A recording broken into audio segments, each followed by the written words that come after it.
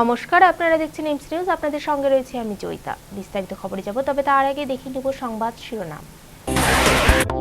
দেশের বিভিন্ন প্রান্তে ফের ভূমিকম্প, তীব্র কম্পনের জেরে আতঙ্ক শহর জুড়ে। প্রশাসনিক ভবন ছেড়ে নিরাপদ আশ্রয়ে বেরিয়ে এলেন উচ্চপদস্থ আধিকারিকরা। মধ্যরাতের কালবৈশাখীতে লন্ডভন্ড রতুয়া 2 নম্বর ব্লকের বিস্তীর্ণ অঞ্চল, ব্যাহত স্বাভাবিক জনজীবন।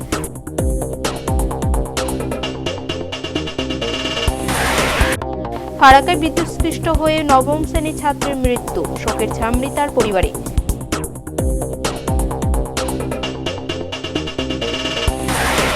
এবং পুরাতন মালদায় পুরো বোর্ড গঠন করবে তৃণমূল কংগ্রেসই, দাবি দলের জেলা সভাপতি মোয়াজ্জেম হোসেনের।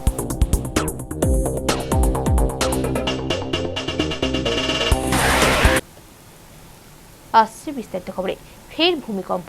আজ দুপুর নাগাদ ব্যস্ত মুহূর্তে আচমকাই ভূমিকম্পের জেরে ব্যাপক আতঙ্ক ছড়িয়ে পড়ে জেলা জুড়ে। জানা গেছে, রিক্টার স্কেলে এদিনে কম্পনের মাত্রা ছিল 7.1।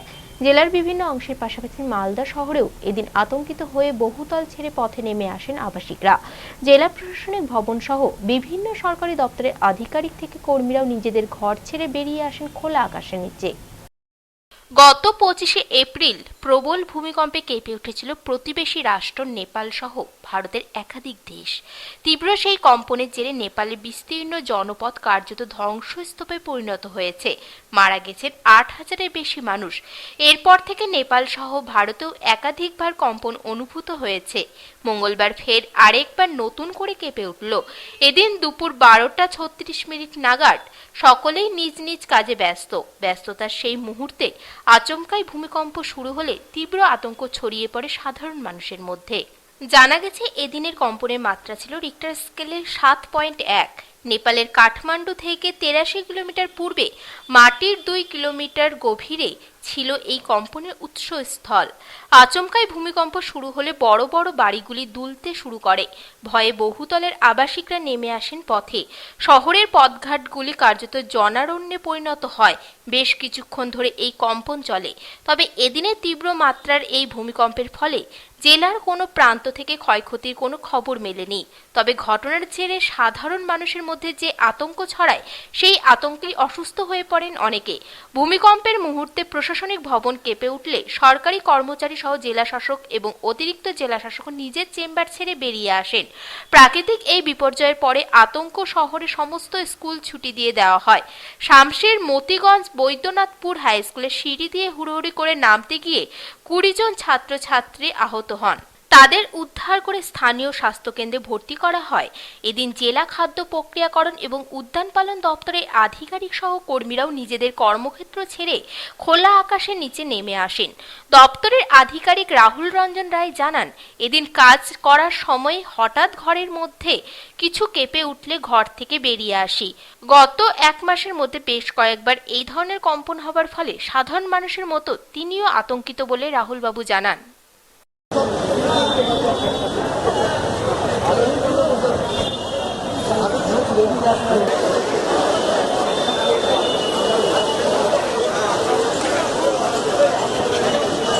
অনেকক্ষণ ধরে কাঁপলো, মোটামুটি অনেকক্ষণ ধরে ফিল করলাম যথেষ্ট ভালো পরিমাণে ভূমিকম্প হচ্ছে। সমস্ত স্টাফ সবাই মিলে যতটা তাড়াতাড়ি পারা যায় আমরা নেমে এসেছি।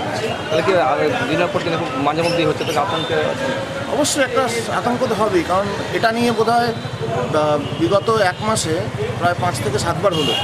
সুতরাং সবার মধ্যে একটা আতঙ্কের ছাপ থাকবে, মনে একটা আশঙ্কা অফিস করতে গিয়েও একটা দুশ্চিন্তা থাকে, অফিসে থাকছে। কালবৈশাখীর দাপটে বিপর্যস্ত রতুয়া 2 নম্বর ব্লকের বিস্তীর্ণ অঞ্চল। মধ্যরাতে এই ঝড়ে বহু বাড়ির টিন এবং টালির চালা উড়ে গেছে। এছাড়াও উপড়ে পড়েছে বহু বড় বড় গাছ। ঝড়ের ফলে আজ সকালে একেই ব্যাহত হয়েছে রতুয়ার স্বাভাবিক জনজীবন। বিদ্যুৎ সহ নিত্য প্রয়োজনীয় নানা পরিষেবা ব্যাহত হবার কারণে সমস্যার মধ্যে পড়তে হয় সাধারণ মানুষকে। একরা নামে রক্ষা নেই সুগ্রীব দোসর। প্রকৃতির রোষে এখন মানুষের এমনটাই দশা। প্রায় 15 দিন ধরে বেশ কয়েকবার ভূমিকম্পের ঝটকা সামলে উঠতে না উঠতে মঙ্গলবার ফের ভূমিকম্প দেশ জুড়ে, সেই সঙ্গে কালবৈশাখীর দাপট। তবে ঝড় বৃষ্টির ঘটনা ঘটেছে সোমবার গভীর রাতে। এদিন প্রবল বেগে বইতে থাকা ঝোড়ো হাওয়ায় দাপটে সব থেকে বেশি ক্ষতিগ্রস্ত হয়েছে চাঁচল মহকুমার রতুয়া 2 নম্বর ব্লকের। এই ব্লকের কাহালা, দেবীপুর, বালুপুর, রতুয়া সহ বেশ কয়েকটি গ্রামের বহু বাড়ি চাল উড়ে গেছে। সেই সঙ্গে রাস্তার উপর ভেঙে পড়েছে বড় বড় গাছ, বিদ্যুতের খুঁটি।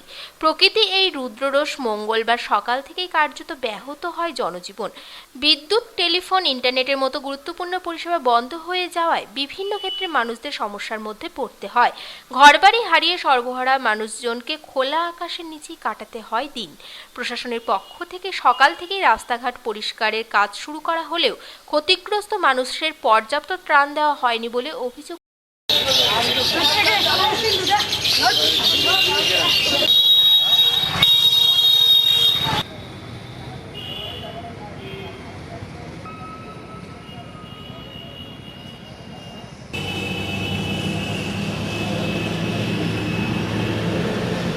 আড়াইটে থেকে মোটামুটি 3টে পর্যন্ত একটু ঝোড়ো হাওয়া হয়েছে। ঝোড়ো হাওয়াটার ইন্টেন্সিটি বেশিই ছিল, ভালো হাওয়া হয়েছে। তাতে এখনো পর্যন্ত যা রিপোর্ট আছে, কাহালার বেশ কিছু বাড়ি ক্ষতিগ্রস্ত হয়েছে। রতুয়াজিপি, মুকুন্দিপুর, ভালুয়াড়া, আলপাড়া, বিনপাড়া এই সমস্ত জায়গা থেকে ক্ষয়ক্ষতির সংবাদ আসছে। এছাড়া আসছে আপনার চাঁদমনির দিক থেকে সংবাদ আসছে ক্ষয়ক্ষতি হয়েছে। তো আমরা ইমিডিয়েট মেজার হিসাবে ওদের যে নামগুলো পাচ্ছি সেই নামের এগেনস্টে আমরা বাড়িতে বাড়িতে গিয়ে এনকোয়ারি করছি। এনকোয়ারি করে যত শীঘ্র সম্ভব আমরা রিলিফের ব্যবস্থা করব। নিয়ে নিচ্ছে একটি বিজ্ঞাপন বিরতির পর মামলার গেড়েও ফের অনিশ্চিত মালদা জেলার প্রাথমিক শিক্ষক নিয়োগ প্রক্রিয়া। উদ্বেগের মধ্যে দিন কাটাচ্ছেন প্রায় কয়েক হাজার চাকুরি প্রার্থী বেকার যুবক যুবতী।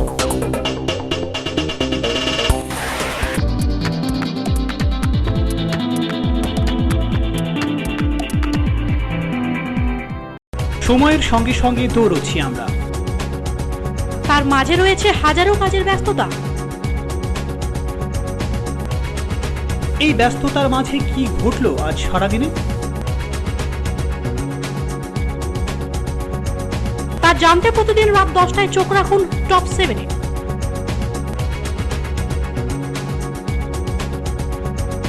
শুধুমাত্র এমসিটিভির পর্দায়।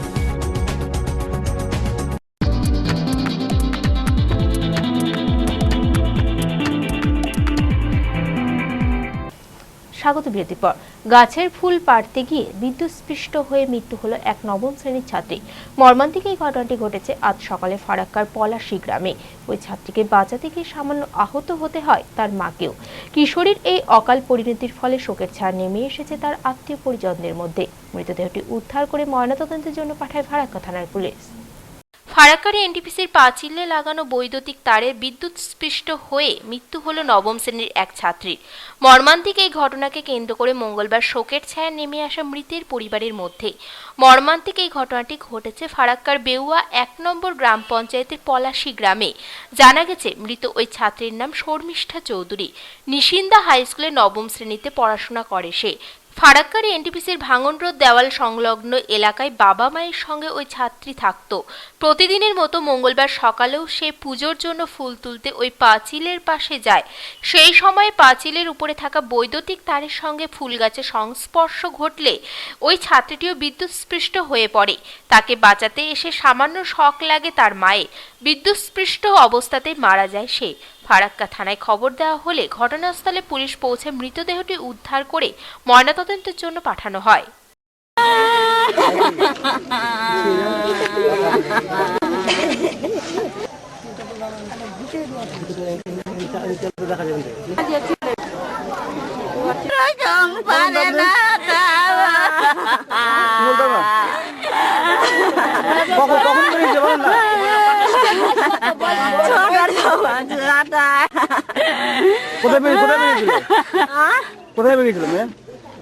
ফুল ভাঙতে।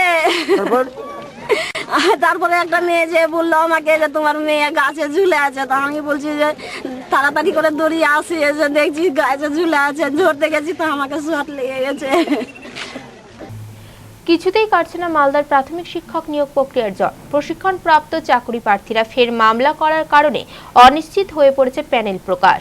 যদিও শিক্ষা দপ্তর সূত্রের খবর, যেহেতু এই নিয়োগ প্রক্রিয়া শিক্ষার অধিকার আইন কার্যকরী হবার আগেই শুরু হয়েছিল, তাই নতুন মামলার কোনো প্রভাব এর উপর পড়বে না।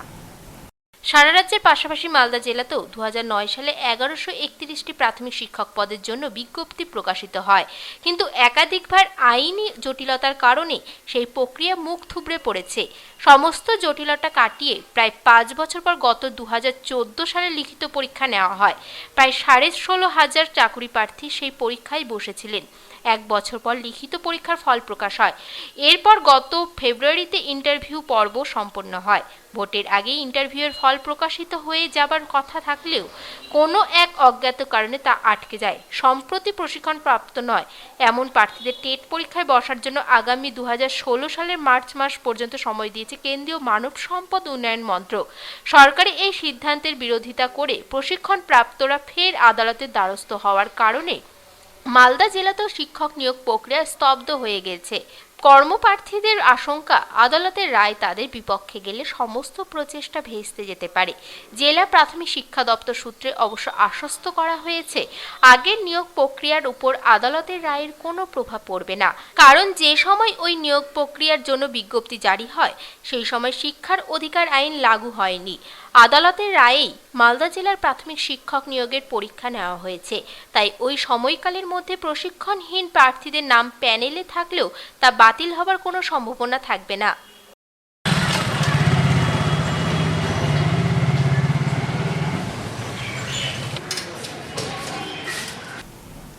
দক্ষিণ দিনাজপুরে হিলি সীমান্তে আত্মঘাতী এক বিএসএফ জওয়ান, তার রক্তাক্ত মৃতদেহ উদ্ধার হয়।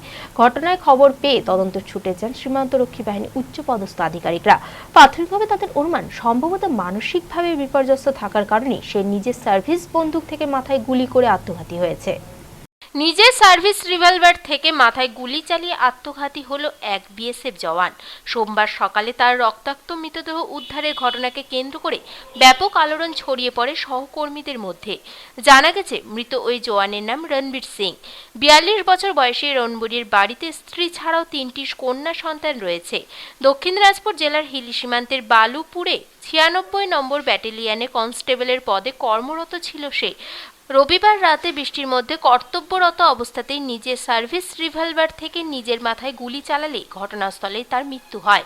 সোমবার সকালে খবর পেয়ে ঘটনার তদন্তে যান সীমান্তরক্ষী বাহিনীর ডিআইজি জসবন্ত সিং সহ অন্যান্য আধিকারিকরা। তবে বিষয়টি নিয়ে তারা কিছু বলতে চাননি।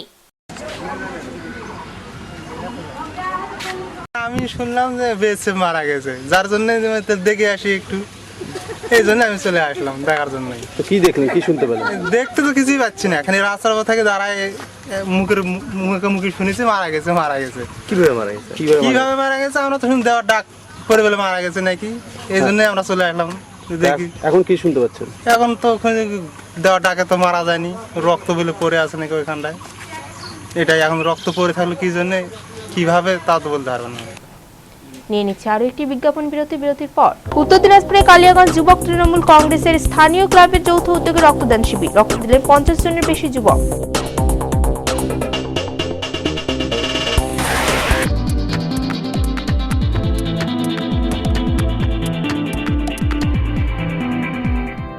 সময়ের সঙ্গে সঙ্গে দৌড়চ্ছি আমরা, তার মাঝে রয়েছে হাজারো কাজের ব্যস্ততা। এই ব্যস্ততার মাঝে কি ঘটলো আজ সারাদিনে, তা জানতে প্রতিদিন রাত 10টায় চোখ রাখুন টপ 7-এ।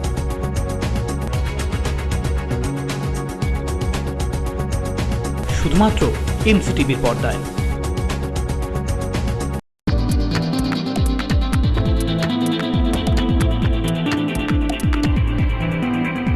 স্বাগত বিরতির পর। উত্তর দিনাজপুর জেলার কালিয়াগঞ্জে বরুণা ক্লাব অ্যান্ড লাইব্রেরি পরিচালনায় আজ অনুষ্ঠিত হলো রক্তদান শিবির। সামাজিক এই কর্মসূচিতে সহযোগিতায় হাত বাড়িয়ে দেয় কালিয়াগঞ্জ ব্লক যুব তৃণমূল কংগ্রেস। প্রায় 50 জনের বেশি এদিনের শিবিরে রক্ত দিয়েছেন বলে উদ্যোক্তাদের সূত্রে জানা গেছে। প্রাকৃতিক বিপর্যয়ে যখন সারা দেশের মানুষ আতঙ্কিত, তখন তার মধ্যে দাঁড়িয়েও রক্তদান শিবিরের মতো সামাজিক কর্মসূচিকে সফল করলেন উত্তর দিনাজপুর জেলার কালিয়াগঞ্জের Baruna club and library. Trinamool Yuva কংগ্রেসের উদ্যোগে এবং সংগঠনের পরিচালনায় মঙ্গলবার আয়োজন করা হয়েছিল এই রক্তদান শিবিরে। সাংগঠনিক পতাকা উত্তোলনের মধ্যে দিয়ে কর্মসূচির সূচনা হয়। উপস্থিত ছিলেন যুব তৃণমূল এবং তৃণমূল কংগ্রেসের একাধিক নেতৃত্ব। প্রায় 50 জনের বেশি যুবক এদিন শিবিরে উপস্থিত থেকে রক্তদান করেন। রক্তদাতাদের শংসাপত্র দিয়ে সম্মানিত করা হয় উদ্যোক্তাদের পক্ষ থেকে।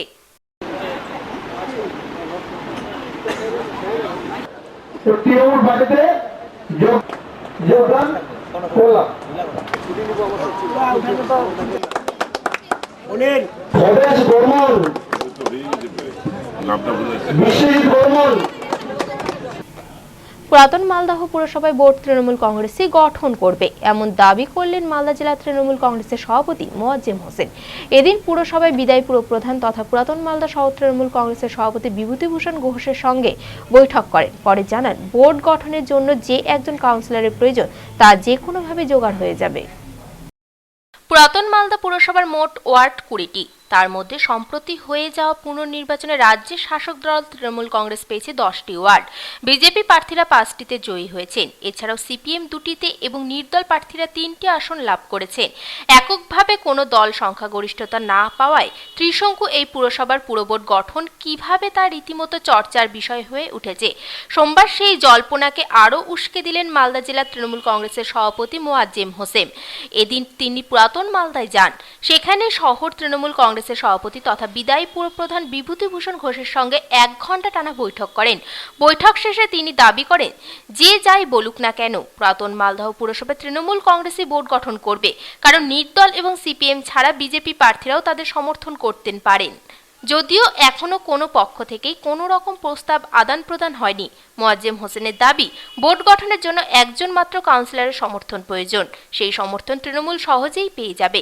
তবে কিভাবে সে বিষয়ে বিস্তারিত কিছু বলতে চাননি তিনি। বিক্ষুব্ধ তথা বহিষ্কৃত তৃণমূলরা যদি দলে ফিরতে চান তবে সে বিষয়টি বিবেচনা করে দেখা হবে বলে জানিয়েছেন মোয়াজ্জেম হোসেন। আরও আমি তবে এইটুকু বলতে পারি, আমার তৃণমূল কংগ্রেস 20টার মধ্যে 10টা পেয়েছে। যথারীতিভাবে আমরাই ভোট করব। আমাদের একটা শর্ট আছে, সেটা যে কোনো জায়গা থেকে আমাদের দলে আসবে এবং এখনও নোটিশ হয়নি। আমরা জোরদার এখন দেখাইনি, আমরা অপেক্ষা করছি নোটিশটা জারি হোক। কোন তারিখের মধ্যে আমাদের এখানে বোর্ড গঠন করতে হয় তখন আমরা দেখব। আমরা ভাবনা চিন্তা করছি কাদের দলে নিলে আমাদের দলের ভালো হয় সেভাবে আমরা নেব। আমাদের অপশন আছে, আমাদের এখানে নির্দল আছে, আমাদের আছে অপোনেন্ট পার্টিতে 2 জন আছে, সিপিএমের 5 জন আছে, বিজেপি। তাদের নিলে আমাদের যে সুবিধা হয় তা দেখব। এটা জিতলেই মেম্বার হলেই যে তাদের নিতে হবে এটা কোনো ব্যাপার নয়, এটা আমাদের দলীয় সিদ্ধান্ত হবে। তারা তো অ্যাপিল করেনি, তারা তো আমাদের সঙ্গে এখনও যোগাযোগ করেনি। সে অফিসিয়ালি যোগাযোগ করুক, তারা অ্যাপিল করুক, আমাদের নেতৃত্ব আছে ভাববে, তারপরে আমাদের বিচার করা হবে। আমরা এখনই বলবো যে নেব না বা আমরা নেব, এ কথাটা বলতে পারি না। তবে ভোট তৃণমূলের হচ্ছে, অবশ্যই ভোট তৃণমূলের হচ্ছে।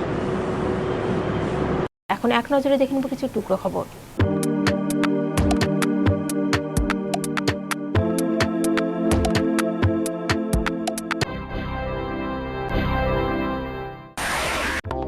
এক ছাত্রী শ্লীলতাহানির প্রতিবাদ করায় দুষ্কৃতীদের হাতে বেধড়ক মার খেয়ে গুরুতর আহত ছাত্রীর দাদা। সেই সঙ্গে ছেলেকে দুষ্কৃতীদের হাত থেকে বাঁচাতে এসে আহত হলেন ছাত্রীর বাবাও। ছাত্রীটির দাদার নাম ফারুক শেখ এবং বাবার নাম মন্টু শেখ। ঘটনাটি ঘটেছে কালিয়াচক থানা এলাকার সুলতানগঞ্জ গ্রামে। আহতরা সিলামপুর হাসপাতালে ভর্তি। স্থানীয় জনগণের বেশ কয়েকটি দাবি আদায়ের লক্ষ্যে বংশীহারির বিডিওর কাছে ডেপুটেশন দিল বংশীহারি সিপিএম। সারা ব্লকে ডিজিটাল রেশন কার্ডের সুষ্ঠু বন্টন, শিলাবৃষ্টিতে ক্ষতিগ্রস্ত বোরো ধান ও পাট চাষিদের উপযুক্ত সরকারি ক্ষতিপূরণ এবং পঞ্চায়েত উন্নয়নকে ফের চালু করা প্রভৃতি দাবি নিয়ে এদিন বিডিওকে এই ডেপুটেশন দেওয়া হয়। 10 চাকা লরির সঙ্গে পিকআপ ভ্যানের সংঘর্ষে গুরুতর জখম হলেন 3 জন। আহতদের প্রথমে গঙ্গারামপুর মহকুমা হাসপাতালে নিয়ে যাওয়া হয়। পরে অবস্থা সংকটজনক হওয়ায় তাদের মালদা মেডিকেল কলেজ হাসপাতালে স্থানান্তরিত করা হয়। সেখান থেকে তাদের পাঠিয়ে দেওয়া হয় কলকাতায়।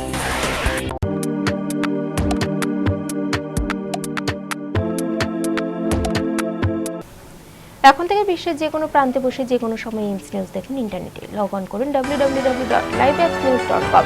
সারাদিনে বাছাই করা খবর দেখতে চোখ রাখুন প্রতিদিন রাত 9টায়। শেষ করার আগে সংবাদ শিরোনাম আরও একবার।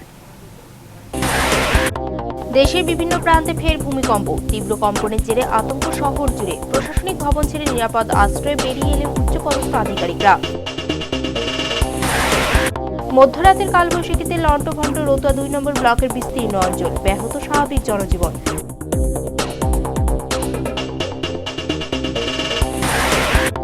ফারাক্কায় বিদ্যুৎস্পৃষ্ট হয়ে নবম শ্রেণীর ছাত্রের মৃত্যু, শোকের ছায়া মৃতার পরিবারে।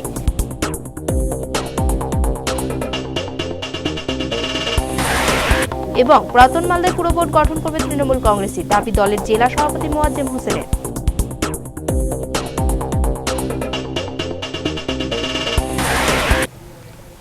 এখনকার মতো এমসি নিউজ এই পর্যন্তই, দেখা হবে পরবর্তী বুলেটিনে। নমস্কার।